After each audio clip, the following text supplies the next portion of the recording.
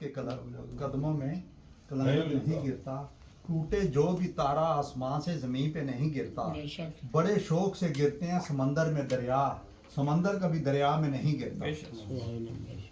और ना मैं रईस हूँ, ना अमीर हूँ, ना बादशाह, ना वजीर हूँ, तेरा इश्क है मेरी सल्तनत, मैं इसी का अदना फ़कीर हूँ। मैं तेरे ख्याल का मोजज़ा, मुझे इससे बढ़ के मिलेगा क्या, है जमाल अहमद मुस्तफ़ा, तेरी रोशनी का असीर हूँ।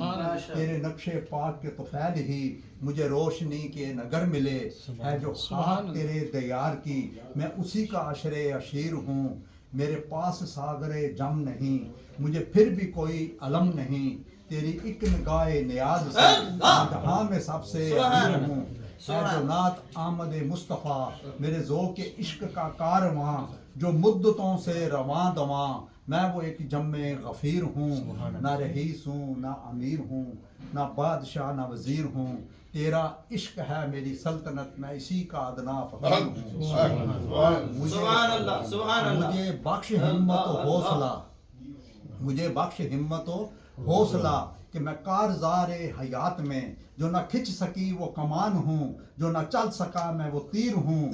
है जो नात आमद मुस्तफ़ा, यही दर हुस्न है निजात का, मैं गुलाम सैयद मुर्तज़ा, मैं गदाए शाह कबीर हूँ। ना रईस हूँ, ना अमीर हूँ, ना बादशाह, ना वज़ीर हूँ, तेरा इश्क है मेरी सल्तनत, मैं इसी का अदना फ़कीर हूँ।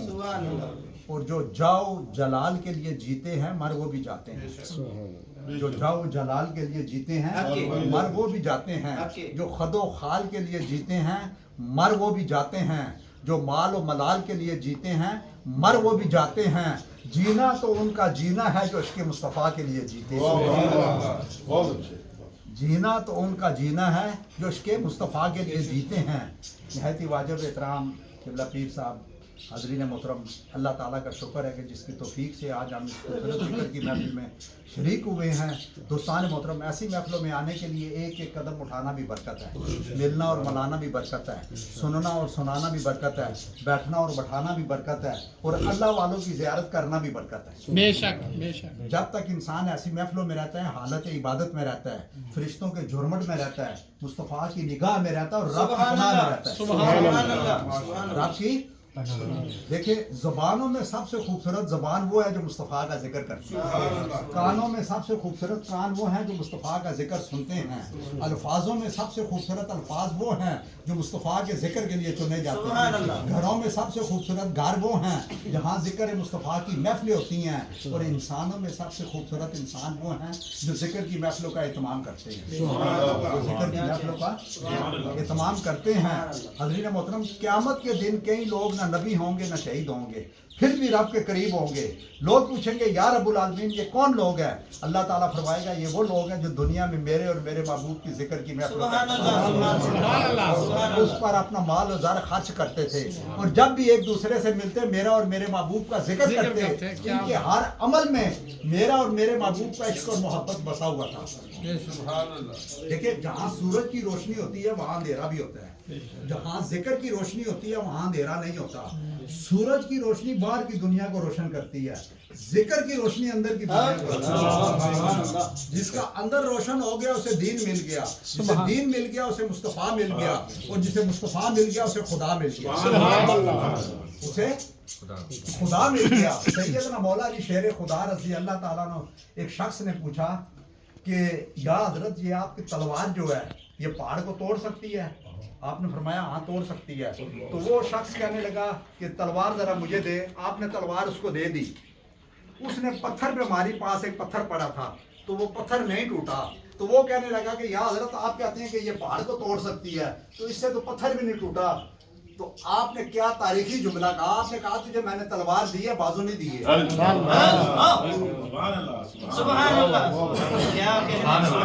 बाजू तेरा तौहीद की कुव्वत से कभी, या तू मुस्तफ़ी है, तू मुस्तफ़ी है, कि तुझे मैंने बाजू नहीं दिए। और एक दफा एक गुलाम ने सैयदना मौला अली शेर खुदा रज़ी अल्लाह ताला ने पूछा कि आपको इतना मर्तबा और मकाम जो मिला है, आपको इतना मर्तबा और मकाम जो मिला है, ठीक है, किस अमल की वजह से आपको मिला?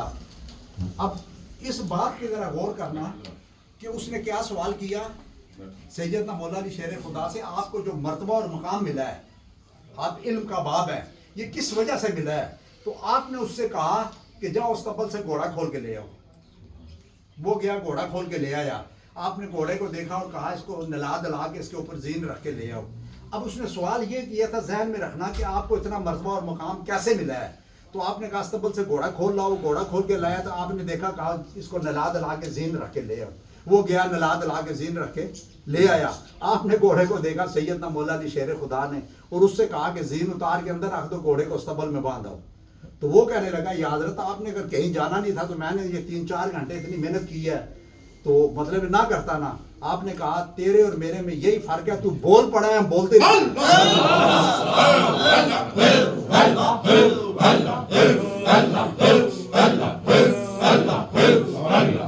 تو بول پڑا ہے ہم بولتے نہیں تھے. ہمیں حضور نبی کریم صلی اللہ علیہ وسلم کہتے تھے یہ چیز ادھر رکھ دو، ہم رکھ دیتے تھے. ادھر رکھ دو رکھ دیتے تھے. ادھر رکھ دو رکھ دیتے تھے. ہم نے کبھی پوچھا نہیں ہے. ہم نے کبھی پوچھا نہیں ہے. ایک یہودی نے ایک دفعہ مسلمان سے کہا نا اپنے نبی کی ایک بات بتاؤ. تو اس مسلمان نے یہودی سے کہا ہمارے نبی کا فرمان ہے کہ پانی جب بھی پیو پانی دیکھ کر پیو. وہ یہودی گھر چلا گیا، سو گیا. رات کو پیاس لگی، اندھیرا تھا. اپنی زوجہ سے کہا کہ پانی لے آؤ. وہ اٹھی برتن اٹھایا پانی لے کے آ گئی. اب جب وہ پانی پینے لگا اندھیرا تھا، اسے خیال آیا کہ مسلمان نے مجھے اپنے نبی کی ایک بات بتائی ہے، ایک بات بتائی ہے. تو میں دیکھوں تو صحیح اس نبی کی بات میں حکمت کیا ہے کہ آج ساری دنیا ان کی گرویدہ ہے، ان کا کلمہ پڑھتی ہے، ان کے بتائے ہوئے راستے پہ چلتی ہے اور ان کا ذکر اور اذکار کرتی ہے. تو دوستان محترم اس یہودی نے لائٹ جلا کے، کیونکہ اندھیرا تھا، اندھیرے میں اس نے برتن اٹھایا نا اس کی زوجہ نے، تو وہ اس نے لائٹ جلا کے جب دیکھا تو پانی کے اندر بچھو تیر رہا تھا. پانی کے اندر کالا سا بچھو تیر رہا تھا. اس وقت اس یہودی نے ایک تاریخی جملہ کہا. اس نے کہا جس نبی کی ایک بات پر عمل کرنے سے مجھے نئی زندگی ملی، میں اگر اس نبی کی اور باتوں پر عمل کروں میں تو کبھی مر ہی نہیں سکتا. میں تو کبھی، کیونکہ سیدنا مولا علی شیر خدا رضی اللہ تعالیٰ نا آپ کا ایک قول ہے، آپ کا ایک قول ہے. آپ نے کہا نا کہ اولاد کے لیے بہتر دنیا چھوڑنے سے بہتر ہے. بڑے غور سے سننا، اولاد کے لیے بہتر دنیا چھوڑنے سے بہتر ہے کہ دنیا کے لیے بہترین اولاد چھوڑ کے جاؤ. دنیا کے لیے بہترین اولاد چھوڑ کے جاؤ. اور میں کئی بار سوچتا ہوں علامہ اقبال کے ماں باپ ایک اقبال چھوڑ گئے، قیامت خود بھی سرخرو اقبال بھی سرخرو. بابا فرید کے ماں باپ ایک بابا فرید چھوڑ گئے. داتا صاحب کے ماں باپ ایک داتا صاحب. میری بات سمجھ رہے ہیں نا کہ ان کے دنیا کے لیے بہترین اولاد چھوڑ کے جاؤ. اور آخری ایک واقعہ کہ ایک دفعہ سیدنا مولا علی شیر خدا رضی اللہ تعالیٰ نے، کیونکہ دین کا سلام کا ایک اصول ہے، یہ جو ہم سلام کرتے ہیں نا، جو آدمی چل رہا ہو نا تو وہ بیٹھے ہوئے کو سلام کرے، اور جو سواری پہ آ رہا ہو نا وہ چلتے ہوئے کو سلام کرے. یہ ایک طریقہ ہے اسلام کا، میں بتا رہا ہوں، ٹھیک ہے نا. تو سیدنا مولا علی شیر خدا رضی اللہ تعالیٰ نے ہر ایک کو پہلے سلام کرتے تھے، ہر ایک کو پہلے سلام کرتے تھے. تو ایک دفعہ آئے سیدنا صدیق اکبر رضی اللہ تعالیٰ عنہ کے پاس، آپ بیٹھے ہوئے تھے سیدنا صدیق اکبر رضی اللہ تعالیٰ عنہ. سیدنا مولا علی شیر خدا رضی اللہ، آپ نے سلام نہیں کیا، آگے پاس کھڑے ہو گئے. جب سیدنا صدیق اکبر رضی اللہ تعالیٰ نے دیکھا تو آپ کھڑے ہو کے آپ نے سلام کیا، اور سوچا کہ ہر بار تو پہلے سلام کرتے تھے سیدنا مولا علی شیر خدا، آج انہوں نے سلام نہیں کیا، شاید کوئی ناراض ہوں، ٹھیک ہے. تو سیدنا صدیق اکبر رضی اللہ تعالیٰ نے ملے. بعد میں جا کے حضور نبی کریم صلی اللہ علیہ وسلم سے کہا کہ یا رسول اللہ آج علی نے مجھے سلام نہیں کیا، کوئی ناراض تو نہیں ہے میرے سے پہلے سلام کرتے تھے. تو سرکار نے حضرت علی کو بلا لیا. جب مولا علی شیر خدا آ گئے تو سرکار نے پوچھا کہ سیدنا صدیق اکبر بتا رہے ہیں کہ آج تم نے سلام نہیں کیا. اب جملہ سننے والا ہے دوستان محترم. سیدنا مولا علی شیر خدا رضی اللہ تعالیٰ آپ نے فرمایا میں نے رات کو ایک خواب دیکھا ہے، خواب کے اندر جنت کے اندر ایک بڑا خوبصورت محل ہے. تو میں نے فرشتوں سے پوچھا یہ کس کا ہے؟ انہوں نے کہا یہ کسی کا نہیں ہے، یہ اللہ تعالیٰ نے کہا آج جو صبح پہلے جس کو سلام کرے گا یہ محل اس کو دوں گا. میں نے اسی وقت سوچا کہ آج صدیق اکبر مجھے سلام کرے اور یہ محل اس کو ملے. سبحان اللہ، نعرہ تکبیر، نعرہ رسالت، نعرہ حیدری، ہمارے عالیہ مہری شریف، ہمارے عالیہ وادی عزیز شریف، جیوے مرشد جیوے، جیوے مرشد جیوے. اللہ اللہ اللہ اللہ اللہ اللہ اللہ تو یہ محل کس کو ملے؟ اب سوچ دیکھیں نا دوستان محترم کہ میں نے رات کو ہی سوچا جب خواب دیکھا کہ یہ محل کس کو ملنا چاہیے؟ حضرت علی سیدنا صدیق اکبر رضی اللہ تعالیٰ کہ وہ سلام کریں مجھے. حالانکہ سلام ان کا حق بنتا تھا لیکن انہوں نے نہیں کیا. انہوں نے کہا کہ وہ کرے اور محل ان کو ملے. یہ سوچ ہوتی ہے. کسی نے بزرگ سے پوچھا نا قبلہ کہ اللہ سے معافی مانگنے کا آسان طریقہ کیا ہے؟ انہوں نے کہا لوگوں کو معاف کرو اللہ معاف کر دے گا. اللہ کو خوش کرنے کا آسان طریقہ کیا ہے؟ انہوں نے کہا لوگوں کو خوش کرو اللہ تمہیں خوش کر دے گا. اللہ کی مدد چاہتا ہوں. انہوں نے کہا لوگوں کی مدد کرو اللہ تمہاری مدد کرے گا. دیکھیں نا اللہ تعالیٰ نے کہا نا جو چیز تم میری راہ میں دو گے وہ بڑھے گی اور اس میں عزت اور برکت آئے گی. دولت دو گے دولت بڑھے گی, عزت دو گے عزت بڑھے گی, محبت دو گے محبت بڑھے گی, خوشی دو گے خوشی بڑھے گی. دوسرے کے لیے آسانیاں پیدا کرو گے تمہارے لیے آسانیاں پیدا ہوں گی. یہ قدرت کا ایک قانون ہے.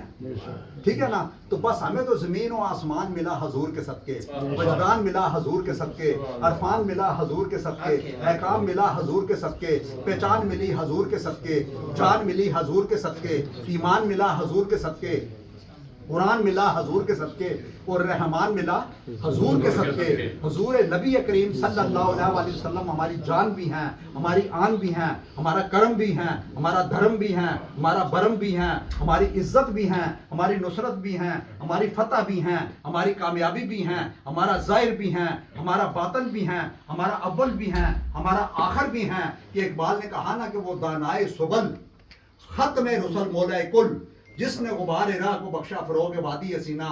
نگاہ عشق و مستی میں وہی اول وہی آخر وہی قرآن وہی فرقان وہی یاسین وہی طہا.